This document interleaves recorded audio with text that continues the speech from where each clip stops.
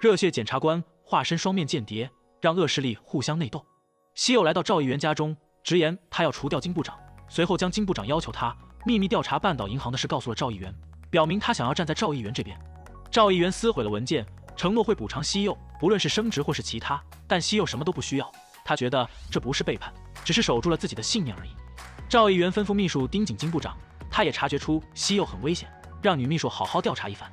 西柚找到黄议员，拜托他出面泄露半岛银行被调查的事，从而挑拨金部长和赵议员的关系。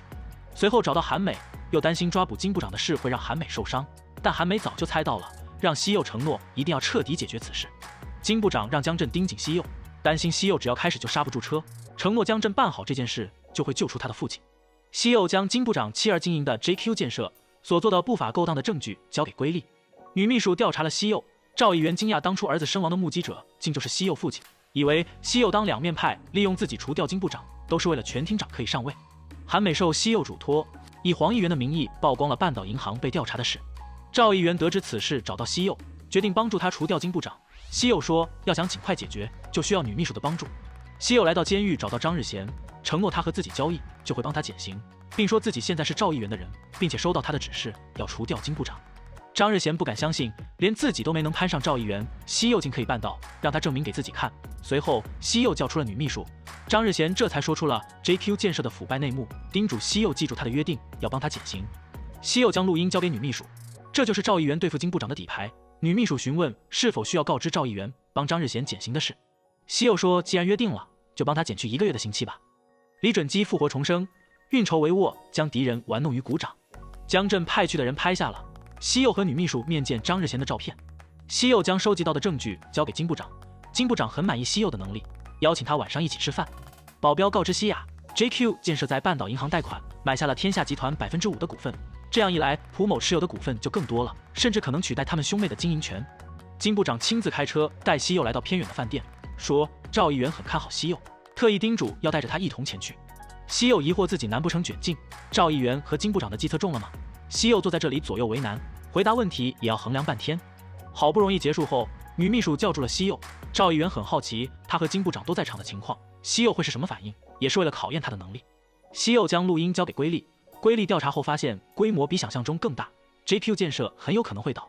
西柚信心满满的说不会倒闭，只是会大换血，将肮脏的人换成好人。而这位好人就是上万。上万拒绝了众多知名企业的橄榄枝，就是因为西柚，他很感激西柚洗刷了他父亲的冤屈。西柚决定收购 JQ 建设，由上万来当代表。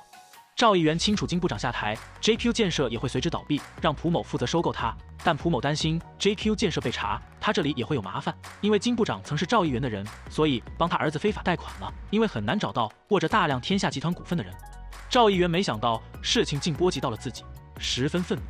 江振发现西柚和女秘书一起，不敢透露他的行踪给金部长，随后拿着照片找到西柚，询问他到底是受谁的指示办事。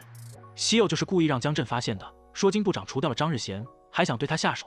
那下一个人是谁就不言而喻了吧。在金部长上位之前，肯定要清理干净，知道他腐败的左膀右臂，让江振不要浪费精力做其他的，选好战队才是最重要的。正义检察官和政界大佬的斗争正式打响。西雅找到西柚，将 JQ 建设在半岛银行非法贷款，买下天下集团股份的证据交给了西柚。西柚接到女秘书的电话，赵议员命令他停止调查 JQ 建设。西柚早就猜到会这样，这时明秀带着关键证人的自白录音来到这里，西柚立即将录音发给瑰丽。次日，瑰丽就逮捕了金部长的儿子。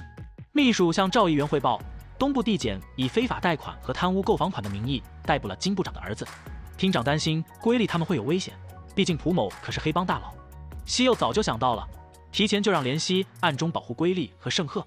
金部长愤怒不已，拨打女秘书的电话却无人接听。赵议员命令东部地检立刻放人。女秘书说最难搞的不是检察长，而是他手下的2个固执检察官。赵议员吩咐秘书前去处理，他也察觉到似乎总有人提前猜到他的下一步棋局。东部检察长命令瑰丽终止调查，但瑰丽作为检察官并不打算放弃。这时有决定性证人提出要见盛赫，上万让怜惜跟着瑰丽，他负责盛赫。察觉到情况不对，上万立即通知了西柚。盛赫没有等来证人，却等来了杀手。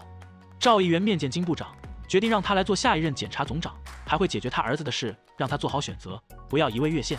今天过后会忘记他的所有过错，但条件是他要亲自除掉东部检察长。盛赫被打得半死，依旧坚守正义。杀手又拿出了他的惯有手法，准备解决圣鹤。西柚终于赶到，带着上一世的仇恨，西柚帅气正面迎击。